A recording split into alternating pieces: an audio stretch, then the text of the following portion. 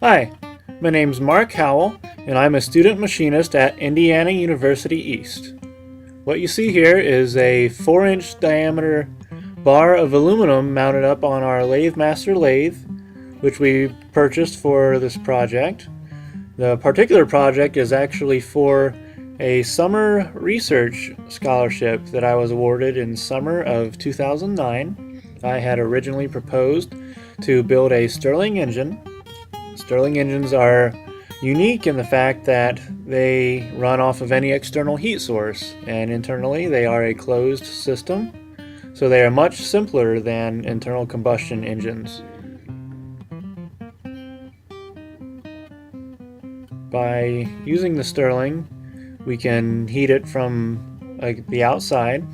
We've purchased a very large Fresnel lens. We're going to set it up out in the sun, focus the spot on the Fresnel onto the hot end or the hot cap of the Stirling engine, and we'll use that to run this engine.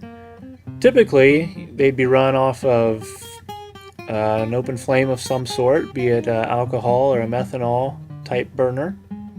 Of course, you don't have to do that. Again, with the Stirling, you can use any heat source. So we wanted to go the solar route and actually make this engine run and ultimately connect it up to a generator and generate electricity.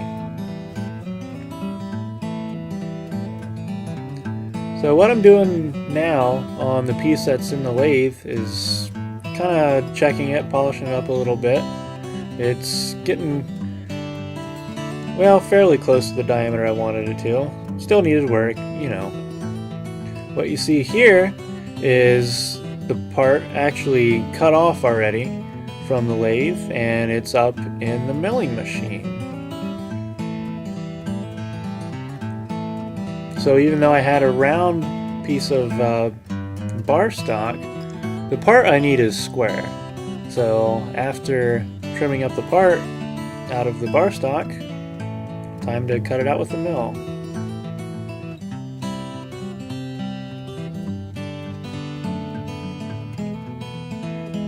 All these videos you see here are running about 4 times their normal rate.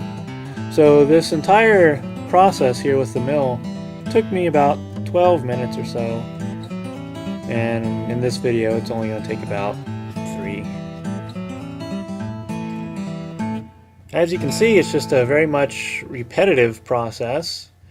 Our small mill, it's from Grizzly, just a small mini mill, actually uses a M3 arbor for mounting its tools and things. It's I believe a 1/2 horsepower motor. It might be 3/4. I'd have to look at it. But regardless, you don't want to take too big a cut because you'll either strain the motor, strain the gearings in the mill, which I've done before and actually broke some of the plastic gears inside, or the mill and might catch on the part and actually jar it loose from the clamp that you see there, from the vise. Now when that happens, well, at best, you've probably just ruined your part because you totally cut into it somewhere that you didn't want to touch it. Or it may come flying out of there and injure yourself or damage another piece of equipment.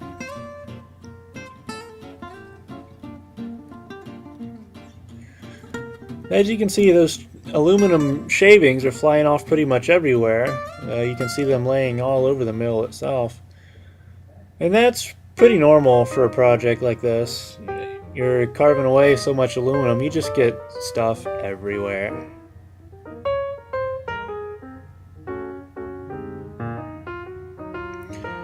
What you see there in that little bottle is actually a lubricant and a coolant.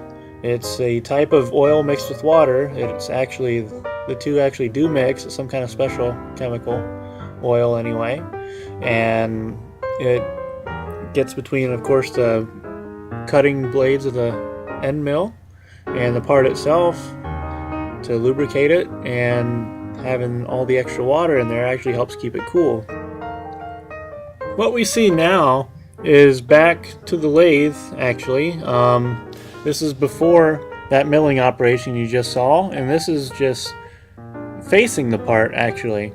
What I'm doing is running my lathe tool across the front, or you could say the top of that aluminum cylinder, and I'm actually smoothing it out. It's removing material to get a nice clean edge on the top of that cylinder.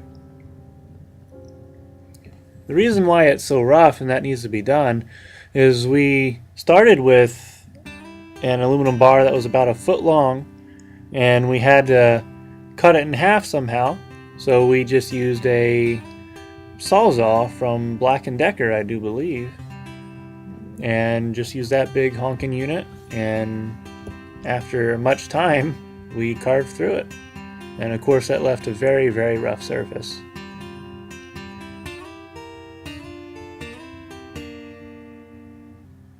And of course I'm stopped now and I'm checking over the work that I've done.